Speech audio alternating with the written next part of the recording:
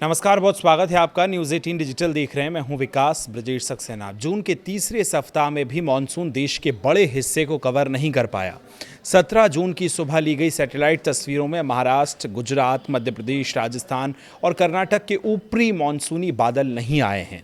इन राज्यों में आसमान साफ दिख रहा है। मौसम विभाग के मुताबिक देश के 723 जिलों में ये सिर्फ 103 में ही सामान्य बारिश अब तक हो पाई है, यानी देश के 40% हिस्से में सामान्य से कम बारिश हुई है। इसकी मुख्य वजह बंगाल की खाड़ी में मजबूत लो प्रेशर एरिया का ना बनना है। अधिकतर जगह बारिश नहीं हुई है, लेकिन गर्मी से राहत जरूर मिली है। अगले 2 दिन के मौसम का अगर हाल जानने की कोशिश करें तो 18 जून को कहां कैसा मौसम रहेगा वो बताते हैं। बिहार, झारखंड, उड़ीसा, पश्चिम बंगाल और सिक्किम में बारिश की संभावना है। बिहार में कुछ जगहों पर 50 से 70 किलोमीटर प्रति घंटे की रफ्तार से तेज हवाएं चल सकती हैं।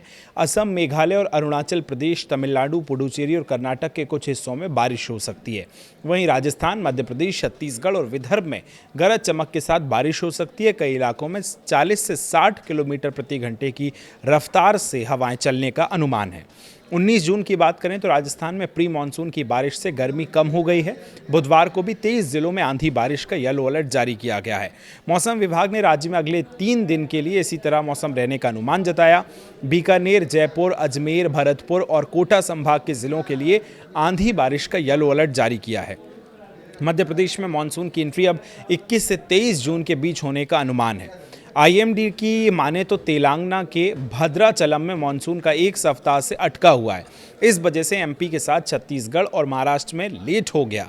बिहार समेत पूरे देश भर में मानसून की रफ्तार धीमी पड़ गई है। नतीजा प्रदेश के कई जिलों में तेज धूप और गर्मी जो है पड़ रही है। मंगलवार को पटना समेत 7 जिलों का तापमान 40 डिग्री से ज्यादा रहा। उत्तराखंड की अगर हम बात करें तो 5 जिलों में बारिश की संभावना है। इनमें उत्तरकाशी, रुद्रप्रयाग, चमोली, बागेश्वर और पिथौरागढ़ शामिल है। मौसम विभाग के मुताबिक इन जिलों में कुछ स्थानों पर गरज चमक के साथ हल्की से मध्यम बारिश होने की संभावना है।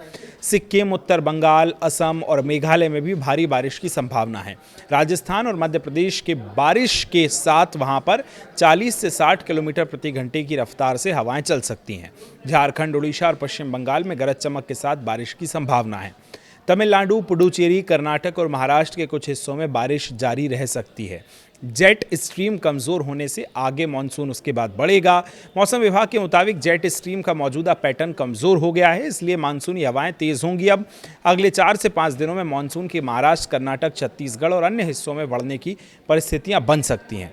जेट स्ट्रीम वायुमंडल की ऊपरी परतों में बहने वाली एक अत्यंत तेज हवाएं होती हैं, जो आमतौर पर पृथ्वी की सतह से करीब 8 से 15 किलोमीटर की ऊंचाई पर होती हैं।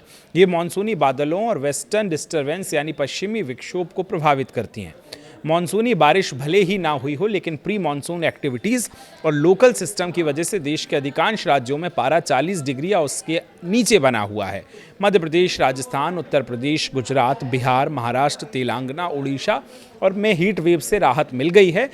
4 जून को केरल में दस्तक देने के बाद मानसून 13 दिन में 19 राज्यों तक पहुंचा है। पिछले 7 दिनों से तेलंगाना के भद्राचलम में अटका हुआ है।